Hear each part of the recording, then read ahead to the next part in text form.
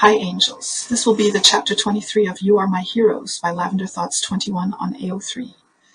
Missing Mom. A whine came from the back of Izuku's throat as he watched the movie scene before him. Aizawa opened his eyes as he heard the distress noise coming from the boy. Izuku started crying at the scene in the movie where the character Mei was sad that her mother couldn't come home that weekend and from the hospital, and her slightly older sister was scolding her for not thinking rationally. Shit, I forgot about that. Aizawa didn't know what to do, and for that reason he instantly turned off the television. Izuku turned to the blonde, blinking away tears as another whine escaped his mouth. Bakugo was still looking at the television, strangely still. The man didn't know what to do. Aizawa had accidentally shown them a sad movie, which to Izuku was the same circumstance he was in. A little kid wanting his mom to come home. Kachan, I miss my mom. Izuku choked out the words and reached out to grab Katsuki's shirt. At the slight tug of his shirt, Bakugo turned around to face the green-haired boy. There were tears of his own in his eyes, and he grinded his teeth in his jaw. The blonde didn't know what to say. Usually, he was like the oldest sister in the movie, telling Izuku that his mother would come back soon. But unlike the movie, Katsuki knew he was lying, and now the movie laid out to him the harm of that. But that was all he knew what to do. Soon, Bakugo muttered out, wiping his tears from his eyes and grabbing the Chu crystal from his pocket.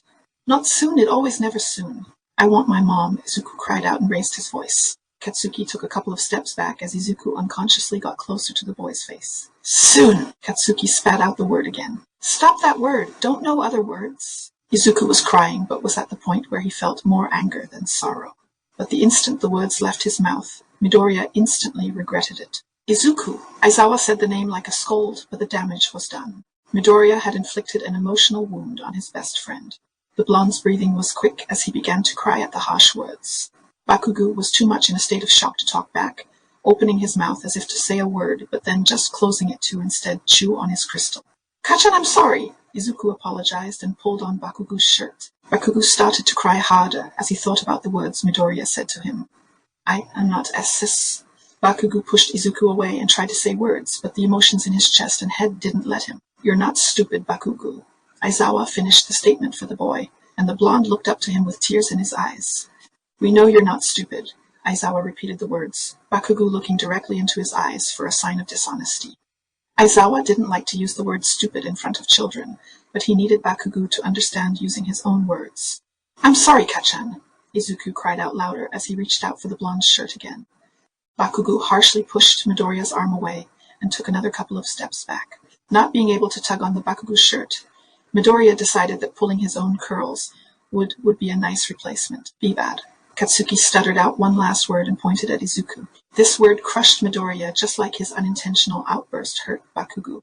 No, I'm not. Kachan, I'm sorry. Please stop being mad. You my best friend, Kachan. You know words. Izuku was yelling out now, since it was the only way he was able to talk through his tears. The more Bakugo took steps away, the more wound up Midoriya got, flapping his arms in distress, not knowing what to do to resolve this conflict. Bakugo took out his hearing aids while looking Midoriya in the eye. Tears fell from Katsuki's face, but his jaw was clenched in anger. With furrowed eyebrows and anger in the blonde's eyes, Bakugo raised his tiny fist and extended out his middle finger. Katsuki, Aizawa tried to scold, but of course Bakugo couldn't hear him. That not fair? Izuku yelled out again, shaking as his sobs took over his whole body. Aizawa cringed as the boy pulled his own hair harder, his scalp visibly being moved. Midoriya fell to the ground, hitting the floor and crying out his frustration and sadness, unapologetically. I want mom, I want mom, I want to see mom. Mom now, mom, mom, mom. Izuku kept hitting the floor, his tiny fist at the risk of getting carpet burn if he continued. At this, Katsuki didn't budge, instead sitting himself down in a corner to cry. Izuku, darling, Aizawa called out softly at the boy, but it was only met with louder, incoherent sobs. Aizawa decided to let Midoriya cool down on his own, and instead went to the quieter Bakugo in the corner. The blonde was hugging his legs and covering his face with his knees. The man tapped the boy's shoulder, and Bakugo swung out one of his arms in an offensive swipe. The blonde looked back at Aizawa with his crystal chew in his gritted teeth and angry tears in his eyes. Once he saw that it was Aizawa and not Izuku, Katsuki's eyes flickered to fear, and his sneer faded into a frown. Aizawa crouched down to the boy's level and tapped his own ear to tell the boy to put on his hearing aids, which the boy obeyed. Once Bakugo placed them back in, he grimaced at Izuku's loud cries, but bared with it to follow the man's command. Katsuki, sweetheart, Izuku didn't mean to make you feel bad. He said sorry. Won't you be a good boy and forgive him? Aizawa questioned. Bakugu just huffed angrily, wiping his remaining tears with his fist. You are feeling sad because Izuku said something mean, right? Aizawa asked. Bakugu nodded, getting up and turning around to face the man. It's okay to be mad when someone says something mean. But Izuku doesn't want to be mean. He is just hurting because he misses his mom. I know you understand that too, right? Bakugu began to cry again, letting his orange chew fall from his mouth. The blonde whimpered and sat back down on the floor to hug his knees once again. Me too. Bakugu choked out his words as yet another round of tears fell from his eyes. You miss your mom and dad too? Aizawa asked, and Bakugu nodded. You know what happened to them, right? Aizawa asked a hard question, but Bakugu was smart enough to know what he was talking about. Bakugu nodded, acknowledging that he knew his parents were dead. Tears fell down his cheeks in large streaks as the boy grieved silently. Aizawa had a feeling this wasn't the only time he had cried about his parents by how quickly he accepted the reality. But no matter how much he cried, the hole in the boy's heart was still there. You are going to be okay, sweetheart. I'm going to make sure you are okay. It's okay to cry. Do you want a hug? Aizawa took the long shot of asking to comfort the child, but was immediately denied with a vicious head shake. Instead, the blonde looked past the man and to Izuku, who was now crying into the mat of the living room. I think Izuku would feel better if you forgive him. You two only have each other now. Aizawa guided Bakugu to make a peaceful resolution with Midoriya. Those words seemed to have struck something in Bakugu, because he slowly started to make his way to the crying child. Izuku. Bakugu struggled with Izuku's name until deciding to use his nickname, Deku. Bakugu grabbed the back of Midoriya's shirt and yanked the boy up from the floor. Izuku let out a small scream before realizing it was just Katsuki. The green-haired boy tried to make words in between his crying sobs, but it just came out as distressed gibberish. Without prompting from Midoriya, Bakugu hugged the boy. Izuku cried into Bakugu's shoulder and wrapped his arms around his dear friend with a force stronger than hugs before. The boy's grip concerned Aizawa for their skinny, weak frames, but Izuku started to get calmer into the blonde's arms. Eventually, Midoriya was putting his whole weight on Bakugu, causing the blonde to sit on the floor so that Midoriya could wrap his legs around his waist. Izuku needed so badly to be close to Katsuki. It looked like he wanted to absorb the boy in his own body. They held this position for a while, Bakugu rubbing circles on the boy's back, soothing Midoriya and himself in the process by feeling the texture. I miss too. Bakugu spoke out his grief, opening up to Midoriya without revealing the ugly truth. Soon, Izuku repeated the same lie Katsuki always said to him. Bakugu let out a soft whine as he let his chin rest on Izuku's shoulder. The word felt so ugly now. The blonde now realized why Izuku was so mad with that constantly repeated word. Bakugu stopped the motion of his hands and instead chose to hug Midoriya tighter, nestling his face in Izuku's neck as he let out a whimper. Soon will never come. Bakugu knows that, but Midoriya doesn't.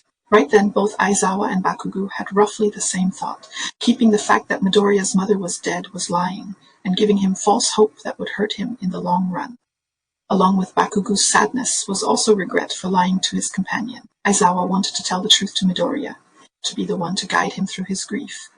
But if anyone was going to break the news to him, it was going to be his permanent foster. Aizawa couldn't work out Midoriya's grief in these next few days, so it would be better for the boy to live in ignorance for a couple more days, so the new foster could start the grief process with the boy and guide him through it. These emotions the boys were feeling needed to be felt, so Aizawa didn't interfere with their process. They were the only comfort to themselves, the man not being one of those comforts. So instead of trying to make that connection, Aizawa decided to instead try to make their day better, another way. All Might. The boys loved the #1 superhero, and it was obvious they found great comfort in him. There was a movie that came out recently, well more of a documentary about the hero's Bronze Age, to celebrate his upcoming new era. Still, given the way Izuku spouted out facts about the hero, and Katsuki finding exceeding comfort from the merchandise plush, it was okay to assume they would love to see it. Aizawa tried not to make a sound as he slowly made his way back to the couch, trying to disturb their much-needed consolation in each other. Quietly, the man turned back on the television, instantly hitting mute, but a second of sound broke the silence. Bakugu, who was facing the way of Aizawa, opened his eyes and glared at the man for the interruption. Ignoring the glare, Aizawa took off the movie that caused the outburst to occur and instead looked up the new documentary. Of course, it was on a streaming service he didn't have, but the extra 6,000 yen to rent the movie meant nothing to him at the moment. All Might. Izuku's voice was a little hoarse from crying, so even being right next to Bakugu's ear made him hard to understand. Katsuki let out a soft questioning noise. All Might TV video. Izuku repeated his discovery as the Aizawa's purchase went through.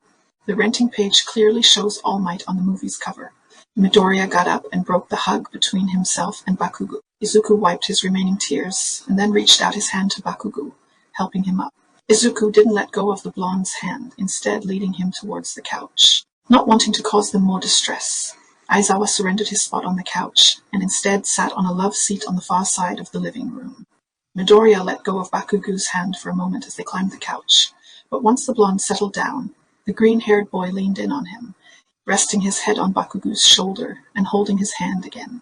Izuku found comfort in keeping Bakugo close, and it looked like Bakugo didn't mind it as long as it was Izuku.